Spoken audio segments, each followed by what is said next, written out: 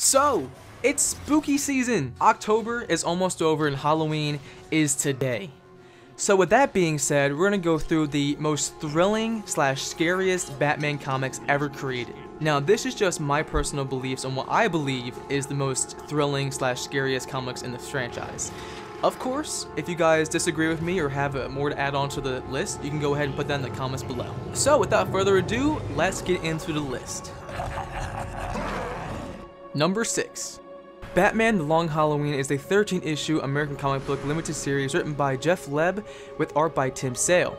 Taking place during Batman's early days of crime fighting, The Long Halloween tells the story of a mysterious killer named Holiday, who murders people on holidays, one each month. Working with the District Attorney Harvey Dent and Captain James Gordon, Batman races against the calendar as he tries to discover who Holiday is before he claims his next victim. While attempting to stop the crime war between two of Gotham's most powerful families, Maroni and Falcone, this novel also acted as a reintroduction to the DC universe for the Batman's most exclusive foes, Calendar Man, who knows the true identity of Holiday Killer but refuses to share his information with Batman. He instead gives riddles to Batman from his Arkham Asylum cell. The story also ties to the events that transforms Harvey Dent into Batman's enemy, Two-Face. Enemies such as Scarecrow, the Joker, Mad Hatter, Poison Ivy, and the Riddler, among others, also make appearances. Love what you've done with the place. That's Walden Shop to you. Number 5. Batman the Cult is a 4-issue comic book miniseries. The story follows the machinations of Deacon Blackfire and his band of homeless followers who have kidnapped Batman before the events of the story. Following a lengthy period of captivity, Batman slowly succumbs to brainwashing. Batman is eventually free from the cult but takes a long time to recover from his treatment at their hands. The story also delves deeper into other territory. Gotham City politicians are assassinated by Blackfire's party of followers. An attempt on Commissioner Gordon's life is tried at Blackfire's group, leaving the Commissioner in a hospital beyond Gotham's authorities to protect the city. The National Guard is called in, then the military and the martial law is declared on Gotham. The series also features the second Robin, Jason Todd. Gotta say, it's good to be back. Number 4. Batman Terror is a sequel to the comic book Batman Prey. Once thought dead, Professor Hugo Strange has returned and he wants revenge. To achieve it, he recruits Jonathan Crane, aka Scarecrow, and the two are determined to break Batman's will once and for all. But Scarecrow has his own ideas about defeating Batman. His scheme involves Catwoman, who still holds a place in Batman's heart. Alert the warden.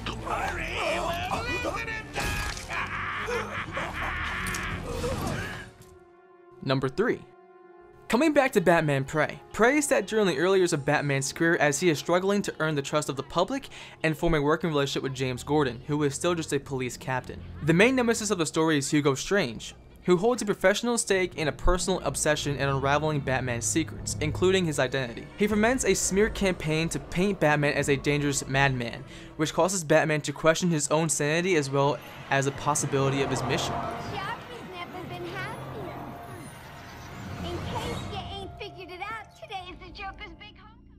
Number 2. Now this is where it gets creepy. The Batman and Dracula trilogy is a group of 3 American graphic novels written by Doug Minnick and penciled by Kelly Jones. Set outside the DC Universe canon, the trilogy begins with Batman discovering Count Dracula and his minions feeding off the homeless of Gotham City. Batman himself becomes a vampire to gain the necessary strength to defeat Dracula, and does so by impaling him into a tree. He then finds himself unable to control his desire for human blood and brutally murders the Joker before forcing Alfred Pennyworth and Commissioner Gordon to stake him. The stake is later removed during a crime wave and Batman slaughters almost all of his old foes, after which survivors Two-Face and Killer Croc attempt to get rid of him once and for all.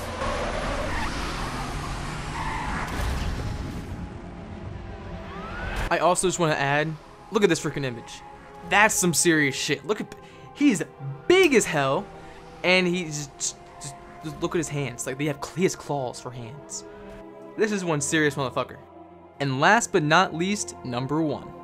This last comic is hands down the most sadistic, most creepiest comic from a Batman story you're ever gonna read in your life. I'm just putting it out there, man. Arkham Asylum, a serious house on serious Earth.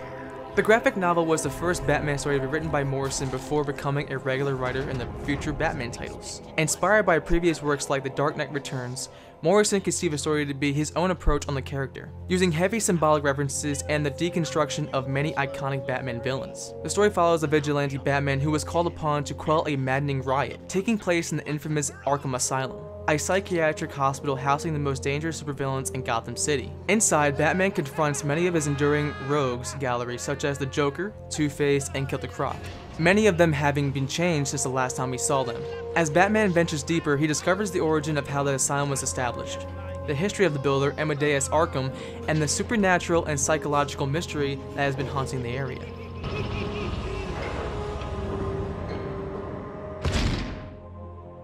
Thank you all for watching the video, I really do appreciate it. Let me know if you agree with my list or not. Do you believe they're thrilling or scary? Also, have a happy Halloween, stay safe, watch them candies, you never know what's in the candies, man. But, have a great day, and I'll see you guys later. Goodbye.